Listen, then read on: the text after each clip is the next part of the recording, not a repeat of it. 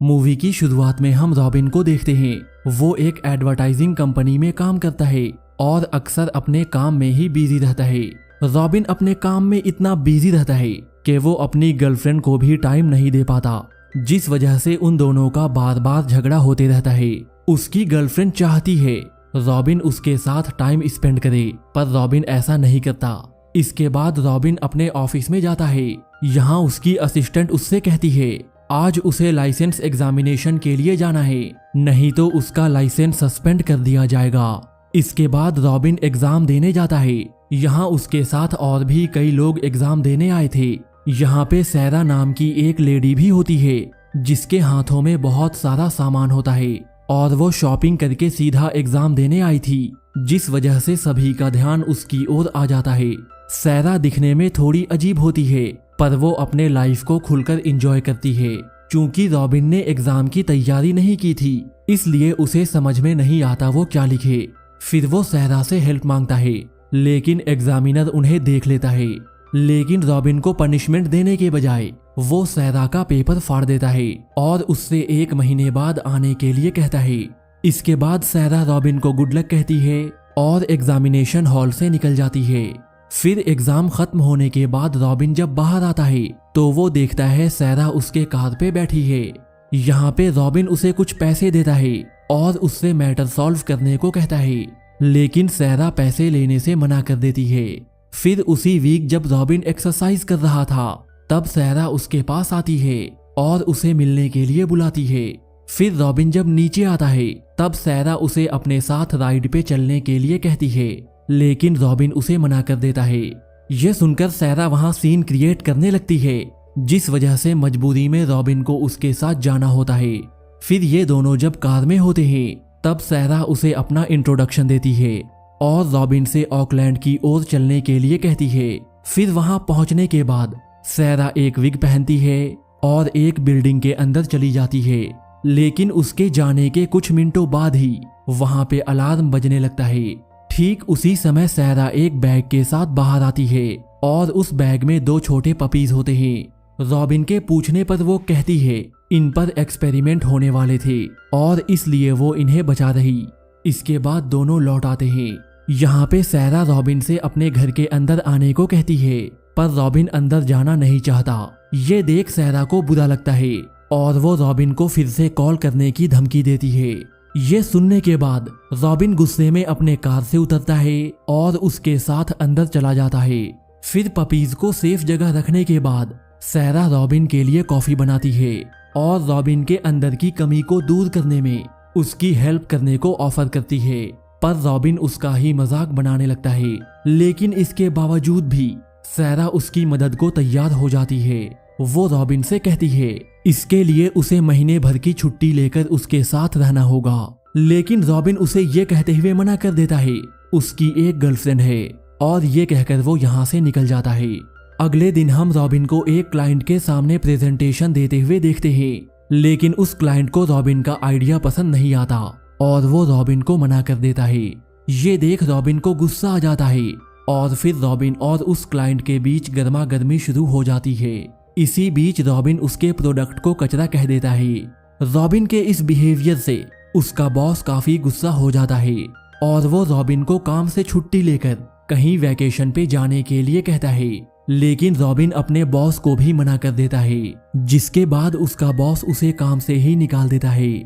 फिर रॉबिन जब अपने घर आता है तो उसके बिहेवियर की वजह से उसकी गर्लफ्रेंड भी उसे छोड़कर चली जाती है।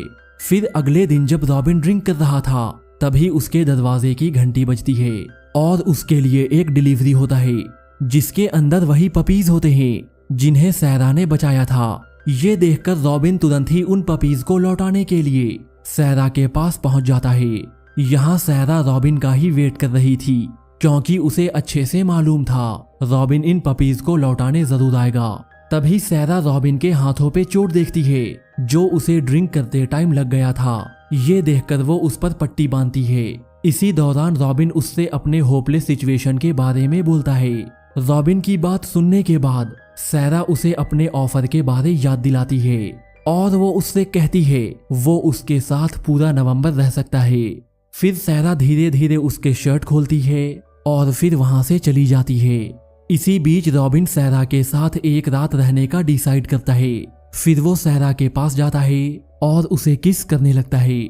लेकिन जब सहरा उससे थोड़ा स्लो चलने को कहती है तब रॉबिन गुस्से में यहाँ से जाने लगता है। सहरा भी उसके पीछे पीछे जाती है। यहाँ पे रॉबिन उससे पूछता है वो उसकी हेल्प क्यों कर रही, लेकिन सहरा उससे कुछ नहीं कहती है। फिर थोड़ी देर बाद दोनों के बीच सब कुछ ठीक हो जाता है और हम इन दोनों को रोमांटिक पल एंजॉय करते हुए देखते हैं। अगली सुबह उठने के बाद रॉबिन एक कलरफुल पैंट पहनने के बाद अपने फ्रेंड को कॉल करता है, लेकिन जब सहरा ये देखती है तो वो उसके कॉल को कट कर देती है और उसे नए प्रकार के कपड़े पहनने को देती है।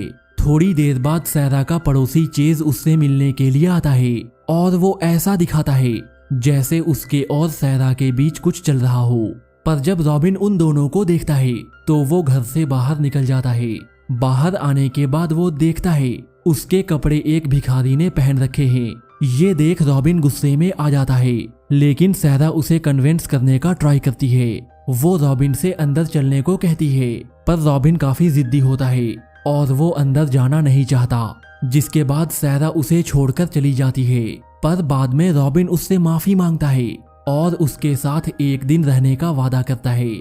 इसके बाद ये दोनों कई चीजें साथ में करते हैं। फिर जब रॉबिन ये देखता है सहरा छोटी छोटी बातों पर भी खुश हो जाती है, तो वो उससे पूछता है वो अपनी जिंदगी ऐसे क्यों जी रही।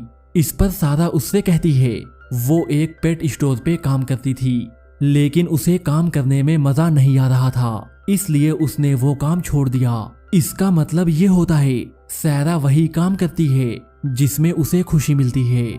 फिर अगले दिन हम इन दोनों को साथ में देखते हैं। यहाँ सहरा रॉबिन के आंखों पर पट्टी बांध देती है और दोनों खेलना शुरू करते हैं। इस खेल में रॉबिन काफी बार गिरता भी है। खेलने के बाद रॉबिन सहरा से कहता है वो आज रात यहाँ से चला जाएगा। फिर दोनों साथ में डिनर करते हैं। डिनर के दौरान सहरा उसे बताती है वो उसके साथ जो कुछ भी कर रही वो सब उसने पहले दूसरे आदमी के साथ किया हुआ है। इसके बाद रॉबिन अपने घर आ जाता है। फिर वो सहरा की वेबसाइट विजिट करता है और उसे ये मालूम चलता है सहरा ने उससे जो भी बातें कही थी वो सारी बातें सच है। ये जानने के बाद वो खुद को रोक नहीं पाता और सहरा के पास जाकर उसे किस करता है। इसके बाद सहरा उससे कहती है तुम वही करोगे जो मैं कहूंगी, और फिर दोनों साथ में लोकल ट्रेन में घूमते हैं। इसके बाद हम सहरा और रॉबिन को लंच पे देखते हैं।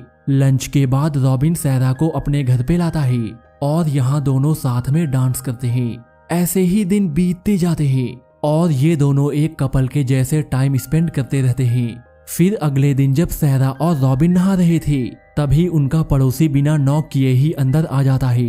ये देख रॉबिन थोड़ा गुस्सा हो जाता है। दरअसल वो उन दोनों को आज रात डिनर पे इनवाइट करने आया था। इसके बाद दोनों तैयार होकर डिनर पे जाते हैं। वहां जाकर रॉबिन देखता है वो आदमी असल में ट्रांसजेंडर है और इसलिए सहरा उसके साथ कंफर्टेबल होती है। फिर जब ये लोग डिनर कर रहे थे तब रॉबिन थोड़ा डिस्ट्रैक्ट फील करता है और वो टीवी देखने जाता है। ये देख वो पड़ोसी उसके पास आकर उससे बातें करने का ट्राई करता है। यहाँ पे रॉबिन को ये मालूम चलता है ये लेडीमैन चेज है जो उसका कॉम्पिटिटर एडवर्टाइजर है। तभी उसी समय किसी का कॉल आता है और सहरा उस कॉल को रिसीव करती है।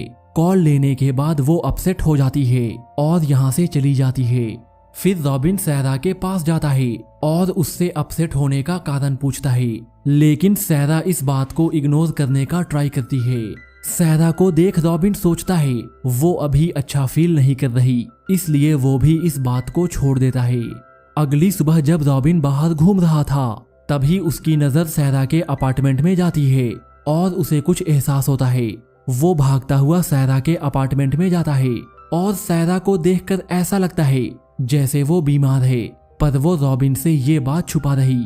सहरा के पास आने के बाद रॉबिन अपने मोबाइल और घड़ी को पानी में फेंक देता है और उससे कहता है मैं बदल चुका हूँ, और फिर वो सहरा से शादी के लिए पूछता है, पर सहरा कोई जवाब नहीं देती और अपने आप को एक रूम में बंद कर लेती है। इसके बाद रॉबिन जब दरवाजा तोड़कर अंदर जाता है तो वो देखता है सहरा की तबीयत काफी खराब है। वो सहरा से इसके बारे में पूछता है, पर सहरा उल्टा उसी पर गुस्सा होने लगती है। और फिर वो सीढ़ियों से नीचे गिर जाती है। अगले दिन हम सैरा को हॉस्पिटल में देखते हैं। यहाँ उसकी तबीयत काफी खराब होती है। यहीं पर चेज रॉबिन से कहता है सालों पहले सैरा ने अपना ट्रीटमेंट बंद कर दिया था, जिस वजह से उसकी बीमारी पूरे शरीर में फैल गई। साथ ही वो रॉबिन से ये भी कहता है सैरा उसे पसंद करती है और वो पहला इंसान है जो सैरा के साथ 1 महीने तक रहा था। चेज आगे कहता है सैरा हर दिन ऐसे ही जीती है। इसके बाद रॉबिन सैरा के पास आता है और उसे उसके अपार्टमेंट में ले जाता है। अगले सीन में हम सैरा और चेज को देखते हैं। यहाँ चेज सैरा के थैंक्स गिविंग के लिए उसकी हेल्प कर रहा था। उसी समय वो रॉबिन के बारे में बात करता है। तब सैरा उससे कहती है वो रॉबिन को पसंद करती है, पर अपने भले के लिए वो रॉबिन को दोबारा देखना नहीं चाहती, क्योंकि उसे ऐसा लगता है वो इस चीज से हर्ट हो जाएगी। पर चेज उसे समझाते हुए कहता है उसे रॉबिन के साथ रहना चाहिए, क्योंकि इससे उसे अच्छा लगेगा। फिर हम थैंक्स गिविंग का सीन देखते हैं। यहाँ पे रॉबिन विंडो से सारा के घर में आता है और मैरी क्रिसमस बोलकर पूरे फैमिली को सरप्राइज कर देता है। इसके बाद पूरी फैमिली बाहर निकल जाती है ताकि सैरा और रॉबिन साथ में टाइम स्पेंड कर सके। यहाँ रॉबिन सैरा के लिए ढेर सारे गिफ्ट लाता है, जिन्हें देखकर सैरा बहुत खुश होती है। फिर आखिर में रॉबिन उसे सबसे बेस्ट गिफ्ट देता है, जो वही पपीज होते हैं जिन्हें सैरा ने बचाया था। फिर रॉबिन सैरा को अपने घर पे लाता है और उससे कहता है वो उससे प्यार करता है। इसके बाद दोनों एक दूसरे को किस करते हैं और पूरी रात साथ में बिताते हैं। लेकिन अगली सुबह सैरा जल्दी उठती है और यहाँ से जाने के लिए तैयार होती है ताकि वो रॉबिन के लाइफ से चली जाए। लेकिन रॉबिन उसके पीछे पीछे आता है और उससे कहता है सैरा ही वो इंसान है जिसे वो अपनी लाइफ में चाहता है। पर सैरा उसे फिर से समझाती है वो किसी और लड़की के साथ अपनी जिंदगी बिताए। पर सैरा की बातों से ये साफ हो जाता है वो भी उसे चाहती है, लेकिन वो रॉबिन के लाइफ के बारे में सोचकर ये सब कर रही थी। फिर सारा रॉबिन के आंखों पे पट्टी बांधती है और उसे किस करके यहाँ से चली जाती है। उसके जाने के बाद रॉबिन अपने आंखों से पट्टी को हटाता है और उसे स्मेल करता है और ये स्टोरी यहीं पे खत्म हो जाती है।